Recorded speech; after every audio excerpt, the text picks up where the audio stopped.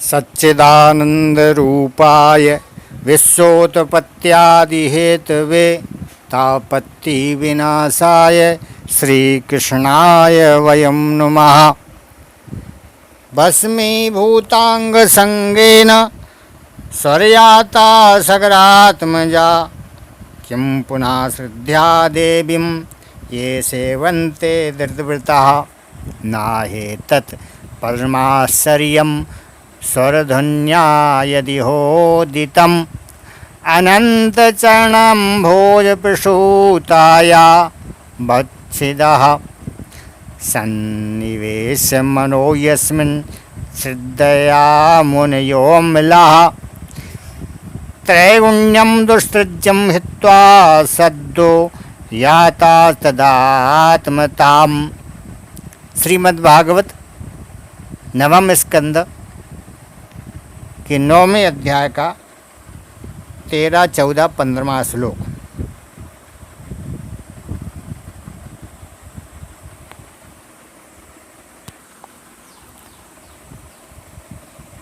परीक्षित,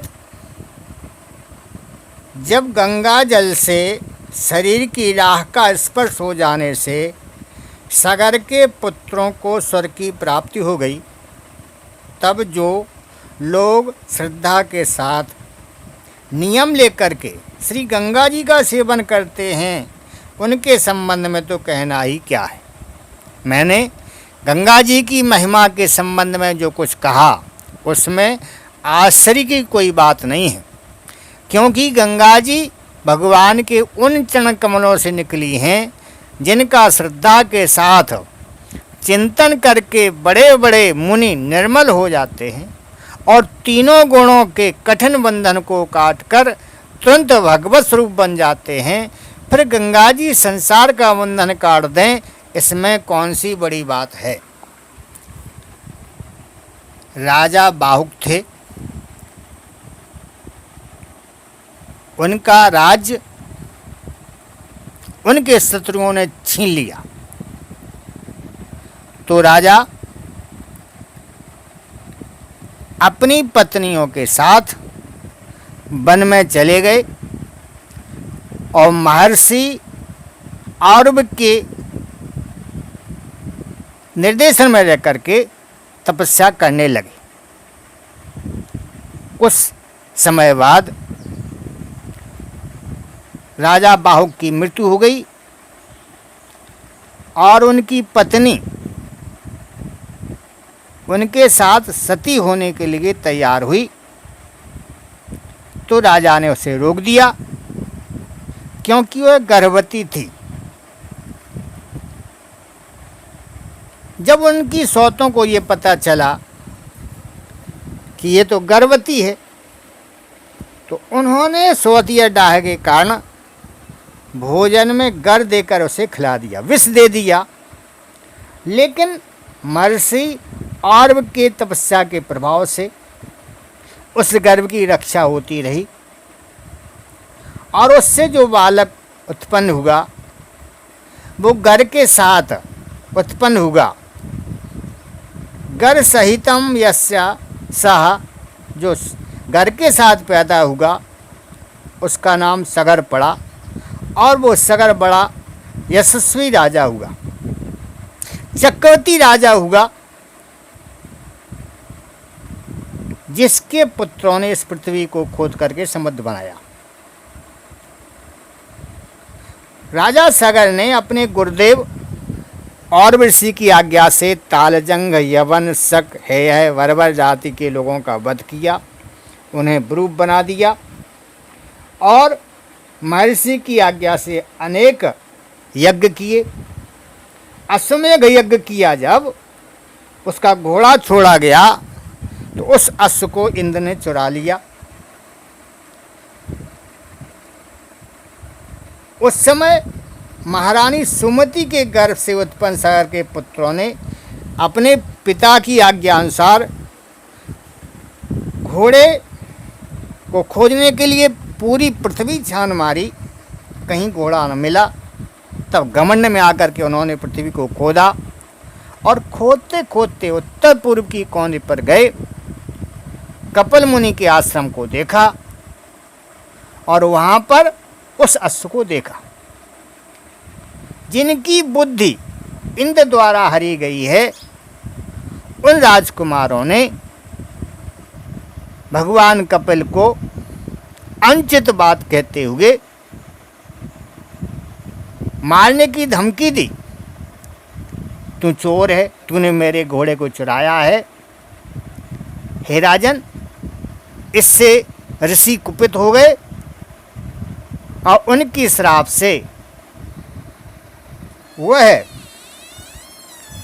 राजकुमार सगर के पुत्र भस्म हो गए।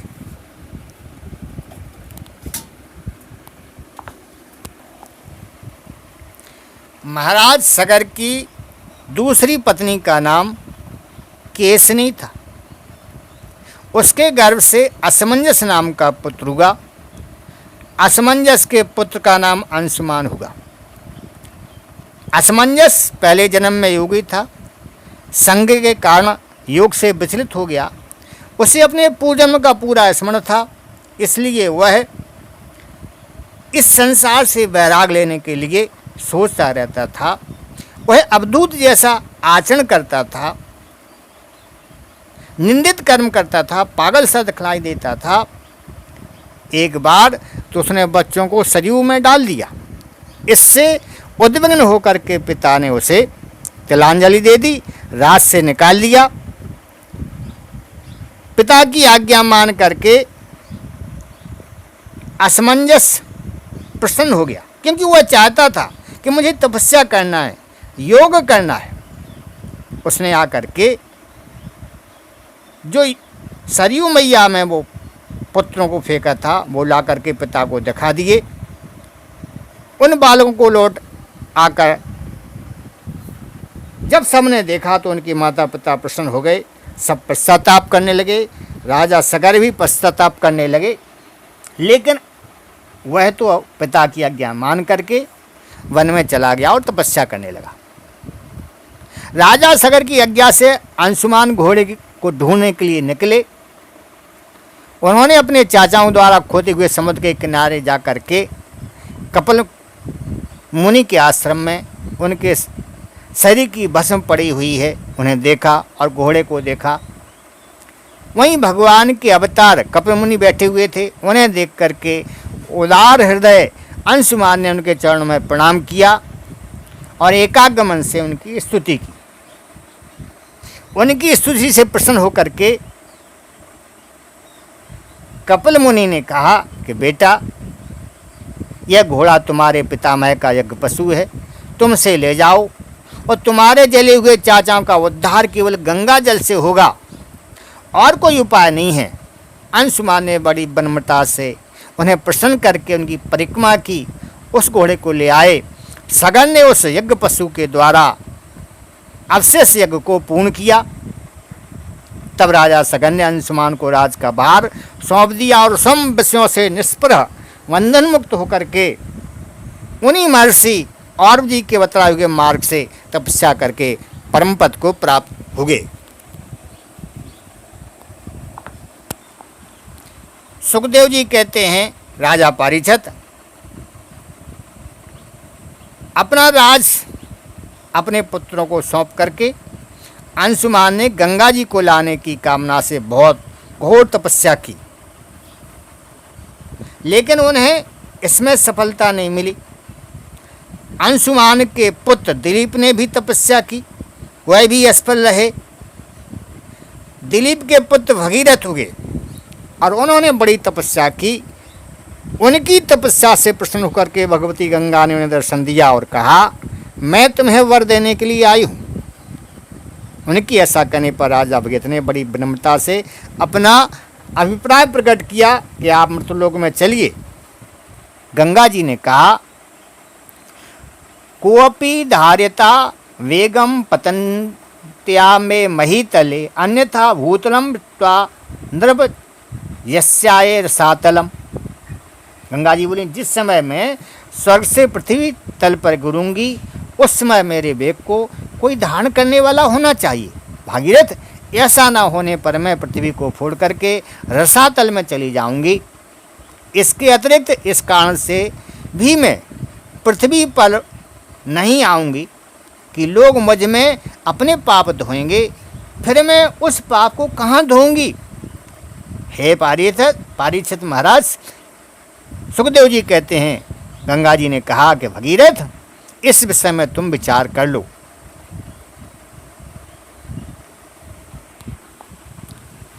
भागीरथवाच साधो न्यासिनः शांता भ्रमिष्ठा लोकपावनः हरन्त्यघं ते अंगसंगात तेष्वास्यघ भी हरिः। भागीरथ का माता, जिन्होंने लोक परलोक, धन संपत्ति और स्त्री पुत्र की कामना का संन्यास कर दिया, जो संसार से उपरत होकर के अपने आप में शांत हैं, जो ब्रह्मनिष्ठ और लोगों को पवित्र करने वाले परोपकारी सज्जन हैं, वे अपने अंग स्पर्श से तुम्हारे पाप को नष्ट कर देंगे, क्योंकि उनके हृदय में अघरूप अघासुर को मारने वाले भगवान सर्वदा निवास करते हैं। समस्त प्राणियों के आत्मा रुद्रदेव तुम्हारा वेग धारण कर लेंगे, क्योंकि जैसे साड़ी सूतों में ओतपोत है, वैसे ये सारा विश्व भगवान रुद्र में ओतपोत है।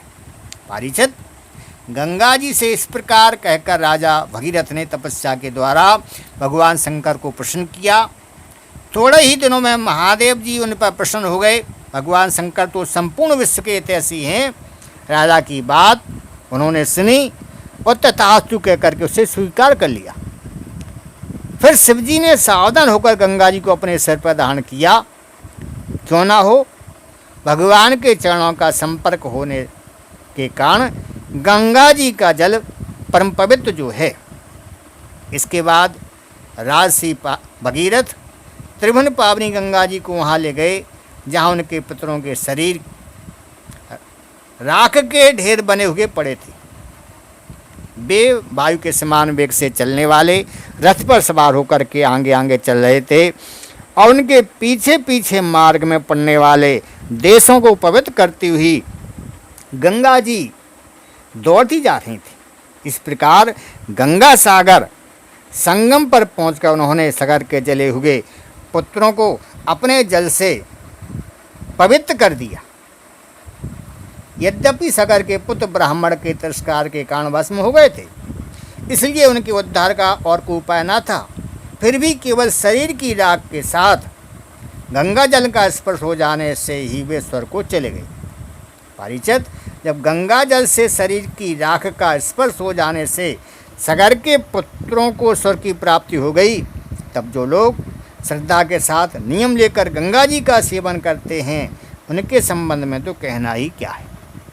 मैंने गंगा जी की महिमा के संबंध में जो कुछ कहा है, उसमें आश्चर्य की कोई बात नहीं है, क्योंकि गंगा जी भगवान के उन चरण कमलों से निकली हैं, जिनका श्रद्धा के साथ चिंतन करके बड़े बड़े मुनि निर्मल हो जाते हैं और तीनों गुणों के कठिन बंधन को काटकर तुरंत भगवत स्वरूप बन जाते हैं।